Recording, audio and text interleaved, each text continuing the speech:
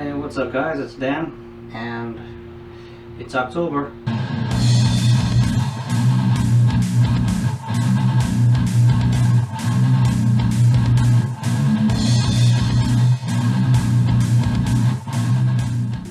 So in this video, I'm going to be working on a costume prop. Last year I went as Grim Reaper, as you can see here. Looks pretty sick. But I did not have a scythe, so this year I'm gonna have one. Let me show you what I got. I got this thing off Amazon. This little handheld looking skeleton thing. I'm thinking I can modify this to be an actual scythe, you know, with shaft and some kind of a blade. For the blade, I'm gonna be using some craft foam here, so it'll be safe. And then the shaft, I have a 5/8 inch round dowel. Now this is the first time I'm going to be working with craft foam in this manner, making a costume prop, cosplay prop, whatever you want to call it. And this is my only piece. This is a 9x12. I remember reading on Amazon the measurements of this. It said this is 12 inches or so. I want more than that. So I'm going to be using a 12-inch long piece of EVA foam. Yeah, that doesn't make sense. I want it to be longer, and the way I can make it longer is to take this in this orientation and cut it into 4 pieces. Then I can combine those and have pieces 18 inches long. It'll be both sides. So I'll go and do that, and then I have to figure out how tall I want this to be. To fit the rod, I'm probably going to cut it right here, because this looks like the end of a staff, you know, and then I can stick the rod in between these 2 parts. So yeah, that's what I'm going to do. So the first thing I do is go take a poop, because I suddenly had the urge to. I returned with a hacksaw since I needed something to cut the toy apart.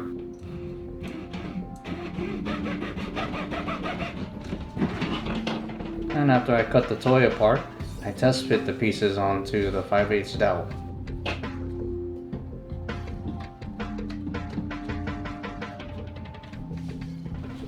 Alright, so that worked out great.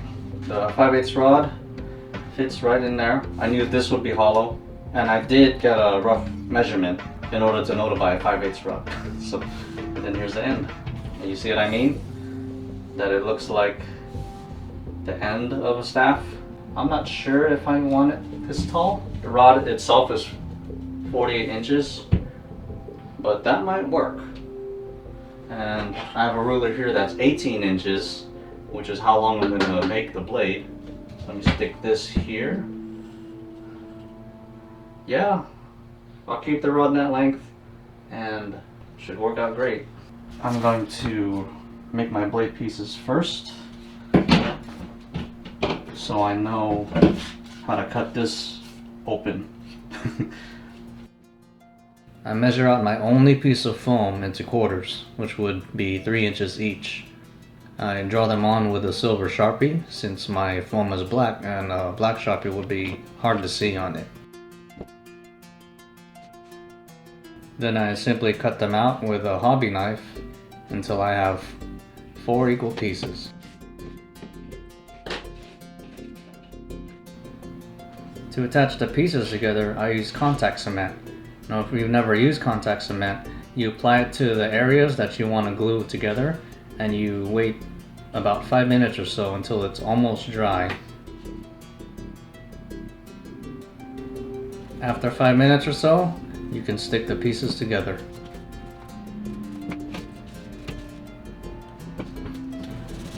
Alright, so this is how long the blade is going to be. I got 2 pieces for either side, and I'm just going to bring them together. Now, I don't really want it to be too solid, because there's a chance I can leave the scythe somewhere, and then, I don't know, a kid could see, ooh, cool, and takes it, starts swinging it around, and that can hurt someone.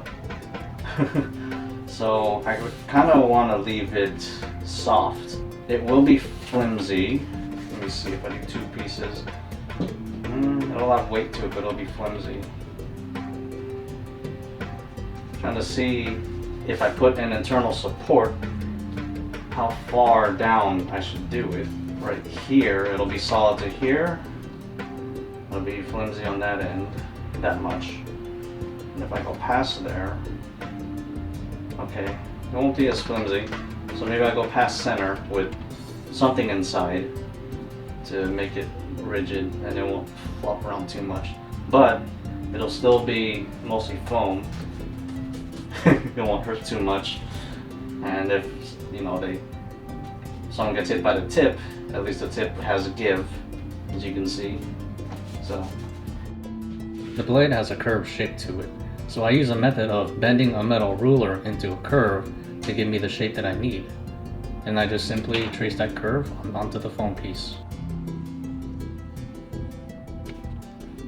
And after cutting the first piece, I use that as a pattern for the second piece. I just trace it and cut it out.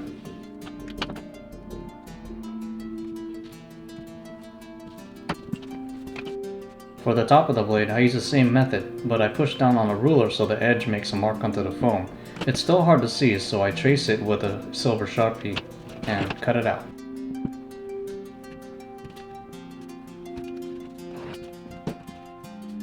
For the internal support, I decided to use a 0.8mm thick sheet of styrene. It'll give it support, but still remain flimsy. I trace the bottom of the blade first, and then I shift the blade a bit before I trace the top, since the piece is supposed to be inside the blade.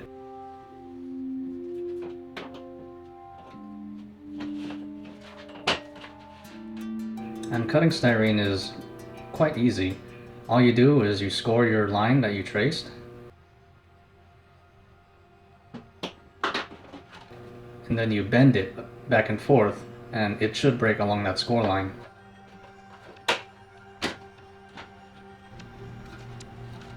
I went ahead and cut the long tip off of the toy, and I used my pieces to compare the thickness to the width of the opening.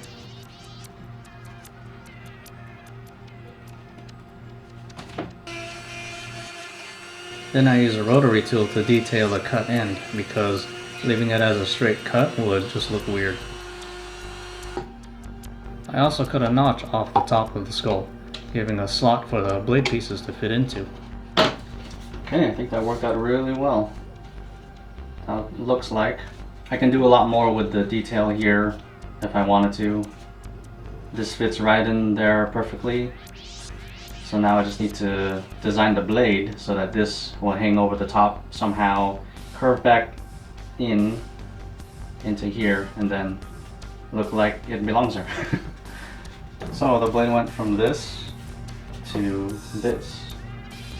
So now with this shape it should be able to slot in here and it'll look like that with a little bit of overhang, but that's pretty much what I wanted. It's pretty cool.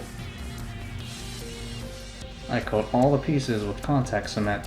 I make sure to coat the very ends of the pieces since I'm going to be shaping the blade, especially the cutting edge, and I wouldn't want it to come apart on me while doing so.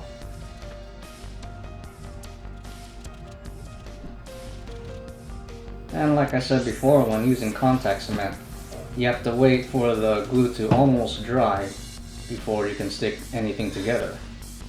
So yeah, there's a lot of waiting around doing nothing.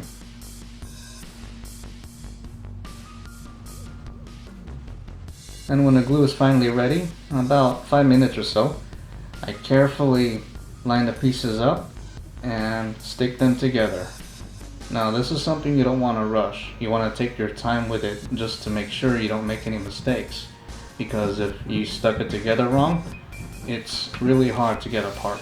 And you might have to start all over. Well, alright. That worked out really well. Quite happy with that. The blade is flimsy, but that's what I was going for safety reasons. But it still has some reinforcement inside the styrene. But yeah, that's pretty much it for the blade. It actually looks pretty cool black, but I do plan on making it silver, weathered silver. So the next step is to actually cut the blade edge and clean everything else up. And I like that it just sticks right in here.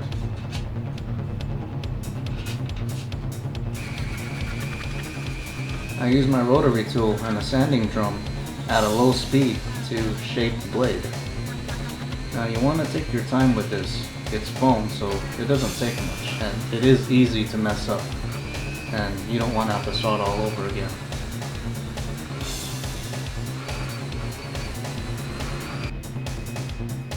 Not too bad. Like I said, this is my first time doing something like this. Let's see how this looks like in here. Look at that. Pretty sick. And then if I add a stick, the staff, it's not taller than me, but it is probably 5 feet. I'm 5'3". I don't know. Yeah, it's at least 5 feet tall, so that works for me. Now what I might do in terms of fixing this is maybe use some screws, and then for the staff, I'm not quite sure what I want to do. I was thinking maybe doing a weathered black or something. I do have a stain, it's a dark walnut.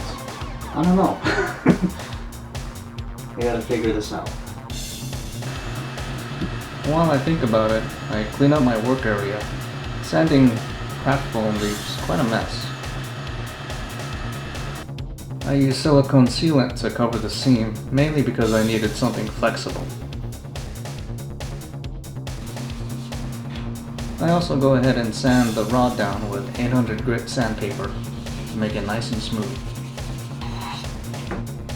The toy was painted primarily silver, so I thought it'd be a good idea to paint it white since skeletons are white. Then with some black paint and a brush, I painted back the detail that got oversprayed with the white.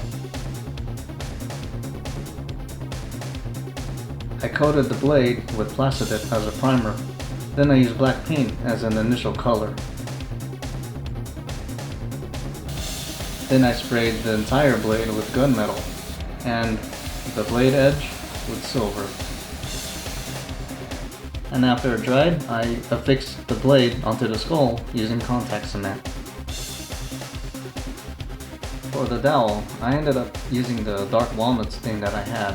I used 3 coats and topped it off with a clear satin. Now I'm just putting the top piece on just to give you a good idea of how it'll look like. And for the bottom piece, I just used a gold Sharpie to color in some of the detail. I drill a hole through the top piece and the dowel so I can connect them with a screw. And here it is. Turned out really good. The satin spray kind of discolored the paint on the skull, but that's okay, it gives it that look. And then here's the butt end. I left it the same, I just colored some of the detail with a gold Sharpie. But it looks alright. Blade, thought it'd be brighter, but that's okay, I'm happy with it. Again, this is my first time working with foam in this manner, making a prop like this. Yeah, it turned out pretty cool. Again, I got this skull thing on Amazon, so I'll put a link in the description below if you want to make your own. The rod is 5/8 diameter, and then whatever you want to make the blade out of. But yeah, that's going to be it for this video. This will work well with my Grim Reaper costume, since I have a scythe now, but it's pretty much completed. So yeah, like, comment, subscribe, or else. Now, see you in the next one.